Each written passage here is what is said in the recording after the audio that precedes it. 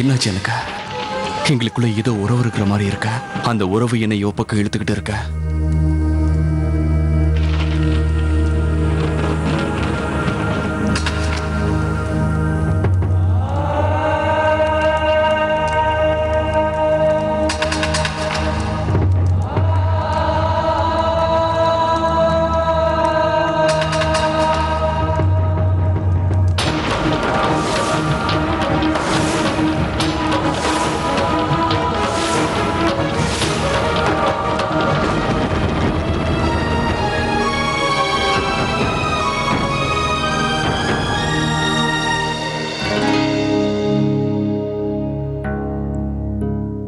வாசு எங்க போன தெரியலையே. சாப்பாடெல்லாம் ஆறி போகுது. அம்மா, அவன் இங்கதான் பக்கத்துல எங்கேயாவது போயிருப்பான். இப்ப வந்துருவான். சாஸ்திரி, நீங்க சாப்பிட ஆரம்பிங்க. வாசு வரத்துக்கு நேரம் ஆகும்னு நினைக்கிறேன். பரவாயில்ல சம்மந்தி, வாசுவும் வரட்டும், எல்லாருமா ஒன்னா சேர்ந்து சாப்பிடலாம். இவ்வளவு சின்ன வீட்டுக்கு வந்துட்டீங்க, இன்னமும் அந்த வேலைக்காரனை கூப்பிட்டு உட்கார வைக்கிற பழக்கத்தை விடலையா வைஷாலி?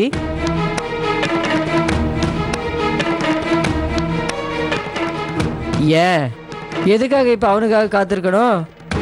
அவன் வரப்போறான், மிச்சம் மீதி வைக்கிறத சாப்பிட போறான், போய் தூங்க போறான். வேலைக்காரன் தானே.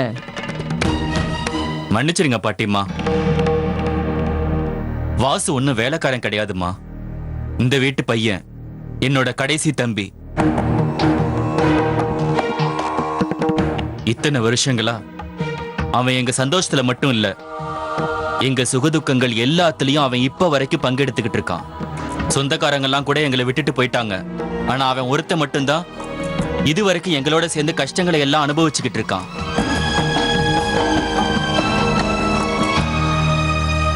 எங்க போன வாசு? எல்லாரும் உனக்காக காத்துக்கிட்டு இருக்கோம் தெரியுமா? அம்மா, நான் கொஞ்சம் பஜார் வரைக்கும் போயிட்டு வந்தேன். பஜாருக்கா? ஏன்? இல்லம்மா, தேவாவுக்கு பிடிச்ச காய்கறி எல்லாம் வாங்கிட்டு வர போயிருந்தேன். நாளைக்கு அவர் வராருல, அவருக்கு பிடிச்சதெல்லாம் என் கையாலே சமைச்சு போடணும்ல, அதனால தான் வாங்கிட்டு வர போயிருந்தேன்.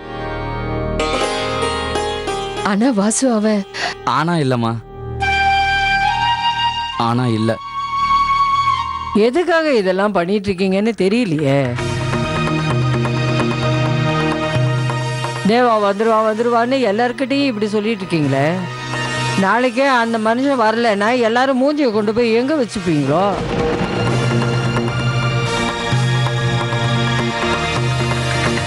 அம்மா, நீங்க ராமாயணம் படிக்கிறீங்க, மகாபாரதம் படிக்கிறீங்க, எல்லா புராண புத்தகத்தையும் விடாம படிச்சுட்டு தான் இருக்கீங்க. ஆனா எந்த புராணத்துல இந்த மாதிரி எழுதியிருக்கு? எதுலயாவது சத்தியம் தோத்துருக்கா? வாழ்க்கையில எவ்வளவுதான் சோதனை வந்தாலும் கடைசியில சத்தியம்தான் ஜெயிக்கும்னு உங்களுக்கு தெரியாதா?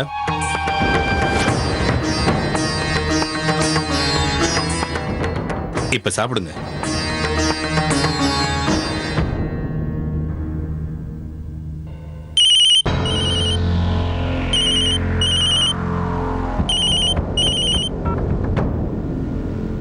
எங்கடா போனீங்க? எல்லாரும் ஒரே நேரத்துல ஆத்து வெள்ளத்துல விழுந்து செத்துட்டீங்களா? போன் எடுக்காம என்னடா பண்றீங்க? அந்த ராதிகாவை பத்தி ஏதாவது தெரிஞ்சுதா இல்லையா? ஐயா, நாங்க அந்த பொண்ணை ரொம்ப கஷ்டப்பட்டு கண்டுபிடிச்சோம். ஆனா அந்த பொண்ணு அபே மாப்பிள்ள கூட வண்டியில இருக்கா. அதுக்கப்புறம் நாங்க என்ன பண்ண முடியும் சொல்லுங்க? பேசாம ஒண்ணு பண்ணுங்க, உங்க வேலை முடிஞ்சது, அங்க இருந்து கிளம்புங்க. சரிங்க ஐயா.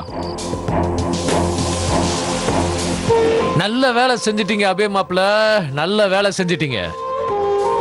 போதும், இப்படியே போங்க. அவ கூட போய் அவ கூடவே அப்படியே போயிடுங்க.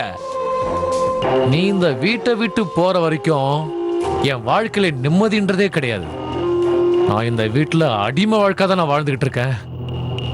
அண்ணா, அபை போனே எடுக்க மாட்டேங்கிறாரு.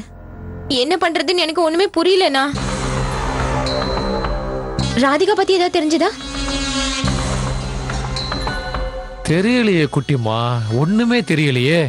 ராதிகாவை பத்தியும் தெரியல, அந்த அபே மாப்பிளை பத்தியும் தெரியல. ஆனா நீ எதுக்கும் கவலைப்படாத குட்டிமா, என் ஆளுங்க எப்படியும் கண்டிப்பா கண்டுபிடிச்சிருவாங்க. அபே மாப்பிளையும் ராதிகாவும் நமக்கு நிச்சயமா கிடைச்சிருவாங்க. நீ ஒரு வேலை செய் குட்டிமா, உன் ரூம்ல போய் நீ எந்த டென்ஷன் இல்லாம ரெஸ்ட் எடு. சரி, போறேண்ணா.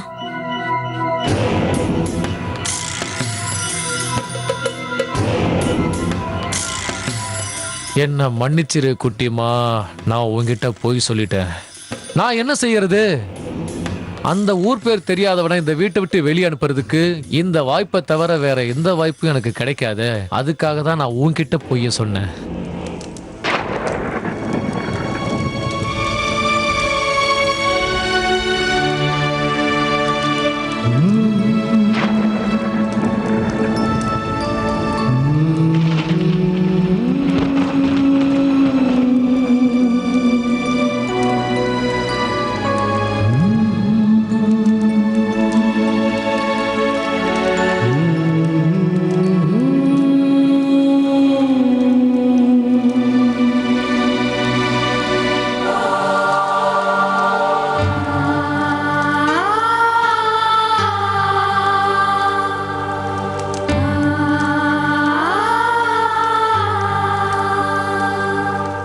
என்னாச்சு?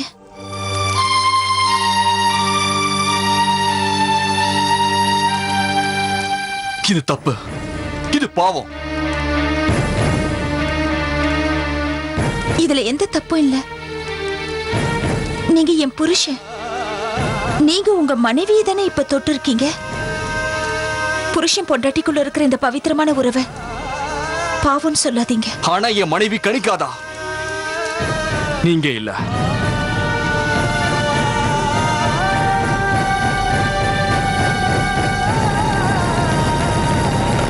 நீங்க என் புருஷன். நீங்க ராமன் மாதிரி. நீங்க என் புருஷன்றதுக்கு நிறைய ஆதாரம் இருக்கு. என்னை பொறுத்த வரைக்கும் நீங்க வேற யாரோதான். எனக்கு ஏற்கனவே கல்யாணம் ஆயிடுச்சு. எனக்கு ஒரு மனைவியும் குழந்தையும் இருக்காங்க. நீங்க ஏன் உங்க மனசு சொல்றதை கேட்கவே மாட்டேங்கிறீங்க? உங்க மனசு கேட்டு பாருங்க, உண்மை என்னன்னு அது சொல்லும். நான் தான் உங்க மனைவி. இது சத்தியமான உண்மை. தயவு செஞ்சு வாயை மூடுங்க ராதிகா.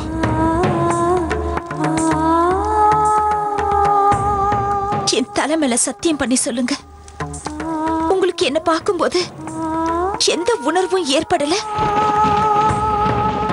நீங்க உங்க கண்களை மூடி பார்க்கும்போது அதுல என்னோட முகம் உங்களுக்கு நினைவு வரல? ஒரு நாள் கூட என்னோட ஞாபகம் வரலன்னு சொல்லுங்க பாப்போம்.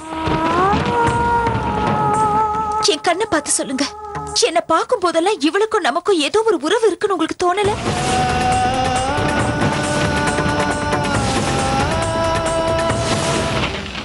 ஆமா, எனக்கு அப்படிதான் தோணுது. நீங்க என் வாழ்க்கையில வந்ததுல இருந்து என்னால நிம்மதியா வாழ முடியல.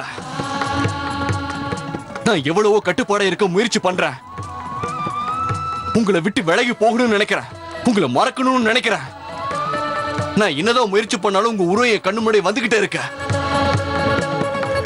நான் வேண்டான்னு நினைச்சாலும் ஏதோ ஒண்ணு உங்க பக்கம் என்னை இழுத்துக்கிட்டே இருக்க. ஆனா அது தப்பு.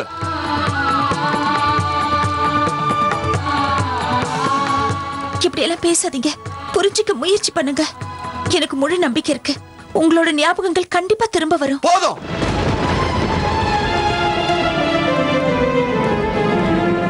நான் உங்களை கையெடுத்து கேட்டுக்கிறேன். இதுக்கு மேல எதுவும் நான் கேட்க விரும்பல. தயவு செஞ்சு தெளிவா சொல்லுங்க, என்கிட்ட இருந்து உங்களுக்கு என்னதான் வேணும்னு.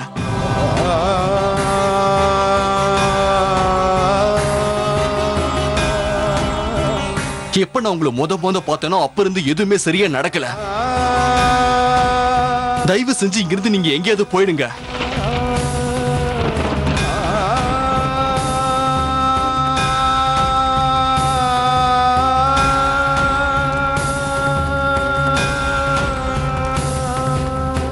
இங்க பாருங்க, நான் எப்போ உங்களை கஷ்டப்படுத்துறதுக்கு விரும்பல. ஆனா என் வாழ்க்கை விட்டு தயவு செஞ்சு எங்கேயாவது போயிடுங்க. சரி, நான் போயிடுறேன். உங்க வாழ்க்கையை விட்டு நான் ரொம்ப தூரம் விலகி போயிடுறேன். நீங்க என்ன உங்க மனைவை ஏத்துக்கிட்டாலும் ஏத்துக்கலனாலும் சரி, ஆனா நான் சொல்ற ஒரு விஷயத்தை நீங்க ஏத்துக்கிட்டாகணும். நீங்க என்னோட கணவரா ஒரு நாள் நாடகம் ஆடணும்.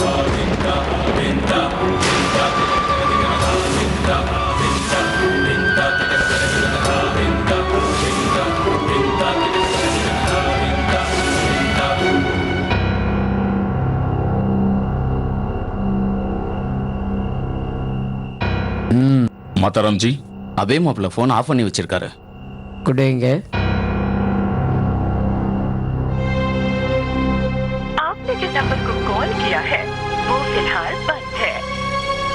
என்னது முக்கியமான விஷயம் மாப்பிள்ளை கிட்ட பேசலான்னு பார்த்தா அவர் போன் எதுக்காக ஆஃப் ஆகிருக்கு?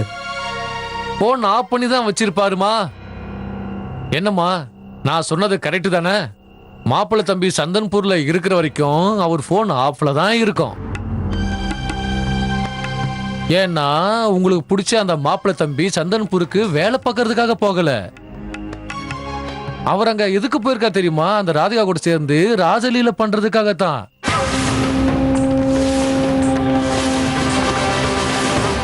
என்ன பைத்தியக்காரத்தனமா வளர்ற ரஜன்? நான் ஒன்னும் வளரலம்மா, நடக்கிற உண்மையை தான் சொல்றேன். இப்ப உங்க மாப்பிள்ள அந்த சந்தன்பூர்ல ஒன்னும் தனியா இல்ல, அந்த ராதிகா அவன் கூட இருக்கிறா. என்னுடைய ஆளுங்க பார்த்து சொன்னாங்க. எனக்கு மாப்பிள்ளை தம்பி மேல முழு நம்பிக்கை இருக்கு ரஜன். எனக்கு தெரியுமா உங்களை பத்தி? நீங்க மாப்பிள்ளை தம்பி மேல என்னை விட அதிகமா நம்பிக்கை வச்சிருக்கீங்க. நீங்க அந்த நம்பிக்கை வச்சிருக்கிறது தெரிஞ்சுதான் அவரு கிருஷ்ண மாதிரி அந்த ராதிகா கூட ஜாலியா ராஜலீல பண்ணிக்கிட்டு இருக்காரு. பாவம், உங்களுக்கு தான் அவரை பத்தி தெரியல. நீ சொல்றது மட்டும் உண்மையா இல்லைன்னா உன் நிலைமை என்ன ஆகும் தெரியும்ல? அம்மா, நான் இந்த வீட்டு பையன்மா. உங்க பையனா இருக்கிறதுனால இந்த வீட்டுல தப்பு நடக்க கூடாதுன்னு நினைக்கிறேன். எனக்கு தெரியுமா, நான் எவ்வளவுதான் பண்ணாலும் உங்க பார்வையில நான் ஒரு செல்லா காசு தான். இன்னைக்கு செல்லா காசா இருக்கிறது ஒரு காலத்துல புராதன பொருளாயிடும். ஏன் ஆளை வச்சு நானே தெரிஞ்சுக்கிட்டேன்ல, உங்களால கண்டுபிடிக்க முடியாதா என்ன?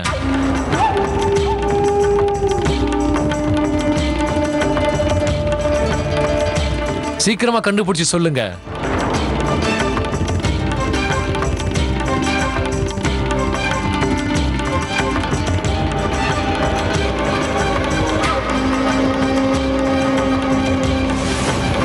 உங்களால எப்படி இந்த மாதிரிலாம் கேட்க முடியுது? நீங்க எந்த மாதிரி பொண்ணுங்கிறது எனக்கு சுத்தமா புரிய மாட்டேங்குது. இத்தனை நாள் முழுக்க நான் உங்க புருஷன் ஊரு முழுக்க சொல்லிக்கிட்டு இருந்தீங்க. ஆனா இப்ப அதை நான் ஏத்துக்க தயாரா இல்லாதப்ப கொஞ்சம் கூட வெக்கமே இல்லாம என்ன புருஷனா வந்து நடிங்கன்னு கேக்குறீங்க.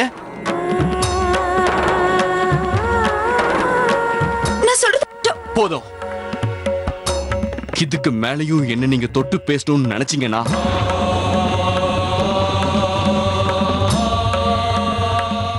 எனக்கு தெரியும், உங்களுக்கு கண்டிப்பா இது தப்பாதான் தெரியும். ஆனா இப்ப இருக்கிற சூழ்நிலையில எனக்கு வேற வழி தெரியலையே. நீங்களே சொல்லுங்க, நான் என்ன பண்ணுவேன்? அந்த மகா பண்டிதர் பதவி நம்ம குடும்பத்துக்கே உண்டான ஒரு கௌரவம். அது உங்களோட கௌரவம். அது நம்ம கையை விட்டு போக கூடாது. சாந்தனு உங்களை கொலை பண்ண முயற்சி பண்ணப்போ அந்த நேரத்துல உங்க வண்டிக்கு ஆக்சிடென்ட் ஆயிடுச்சு. அந்த துர்சம்பவத்துக்கு அப்புறம் உங்களை பத்தின எந்த விவரமும் தெரியல. ஆனா நான் என்னோட நம்பிக்கை இழக்கல. நீங்க வருவீங்கன்னு நம்பினேன். ஆனா அந்த சம்பவத்துக்கு அப்புறம் மகா பண்டிதர் பதவி நம்ம குடும்பத்தை விட்டு போயிடுச்சு. 5 வருஷம் வரைக்கும் காத்திருக்கணும்னு மடத்துல பெரியவர் முடிவு பண்ணாரு. ஆனா அந்த 5 வருஷத்துக்குள்ள நீங்க திரும்ப வரலனா மகா பண்டிதருங்கிற பதவி வேற ஒருத்தருக்கு போயிடும் சொல்லிட்டாரு. நாளையோட அவங்க கொடுத்த கெடு முடிய போகுது. 5 வருஷம் முடிய போகுது. உங்களுக்கு உங்களோட ஞாபகங்கள் திரும்ப வரலனா, உங்க பதவியை உங்களால காப்பாத்த முடியலனா, அந்த மகா பண்டிதர் பதவி சுஷில் சித்தப்பாவோட பையன் அர்ஜுனோட கைக்கு போயிடும். இந்த பதவிய அவங்க கண்டிப்பா தப்பான வழியில தான் பயன்படுத்துவாங்க. அவங்க நல்லதுக்காக, பணம் சம்பாதிக்கிறதுக்காக தப்பான வழியில போவாங்க. நம்ம குடும்பத்தோட மானம் மரியாதை தப்பானவங்க கைக்கு போக கூடாது.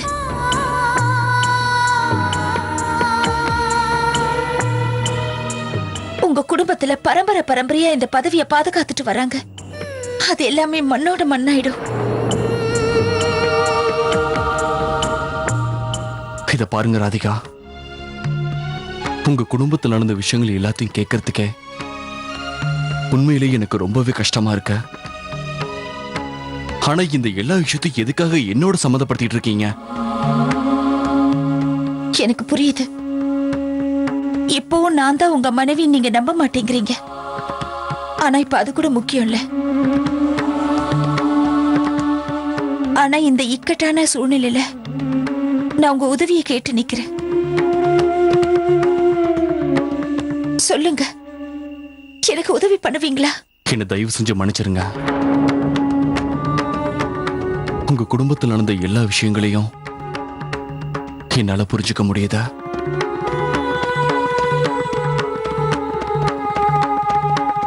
ஆனா ஒரு விஷயத்தை மட்டும் நீங்களும் புரிஞ்சுக்கணும் ராதிகா.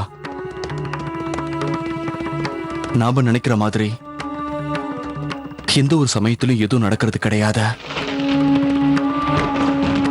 சில சமயம் வாழ்க்கையில நடக்கிற விஷயங்களை பார்த்தா அது கூட நம்ம போட்டி போட முடியாதவன்னு தோணும். நம்ம கையில எதுவுமே கிடையாது, நம்மளால எதையும் மாத்தவும் முடியாத. அதே மாதிரிதான் வாழ்க்கையும், அது கூட வாழ்ந்துதான் ஆகணும். உங்களால முடிஞ்சா அதுக்கான முயற்சியை பண்ணுங்க.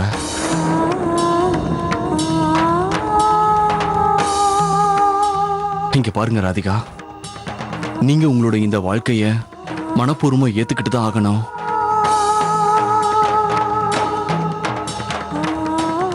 என்னால உங்களுக்கு எந்த உதவியும் செய்ய முடியாதா?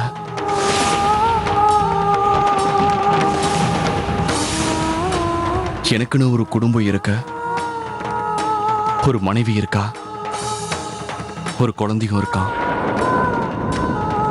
அவங்க இருக்கும்போது என்னால அங்க வந்து உங்க புருஷனா நடிக்க முடியாத. ஆனா ஒரு நல்ல காரியத்துக்காக நடிக்கத்தானே சொல்றேன். என்ன மன்னிச்சிருங்க. என் மனசு அதுக்கு இடம் கொடுக்கல. என்னால இந்த காரியத்தை செய்யவும் முடியாத. என் மொபைல் போன்ல இப்ப சார்ஜ் இல்ல. எங்க வீட்டுல எல்லாரும் காத்துக்கிட்டு இருப்பாங்க. உங்க வீட்டுல எல்லாரும் கவலையோட இருப்பாங்க. இல்ல, எங்க வீட்ல யாரும் என்ன நினைச்சு கவலைப்பட மாட்டாங்க. ஏன்னா அவங்களுக்கு தெரியும் நான் உங்க கூட தான் இருப்பேன்னு. அவங்க நம்ம 2 பேரும் எப்ப வருவோன்னு காத்துட்டு இருப்பாங்க, நம்பிக்கையோட இருப்பாங்க. நான் உங்களோட வருவேன். மகா பண்டிதர் குடும்பத்தோட மான மரியாதை, மகா பண்டிதருங்கிற அந்த பதவி எல்லாத்தையும் காப்பாத்துவீங்கன்ற நம்பிக்கையில இருப்பாங்க. மகா பண்டிதர் பதவியை காப்பாத்துறதுக்கு நீங்க என்னோட கணவரா நடிப்பீங்களா?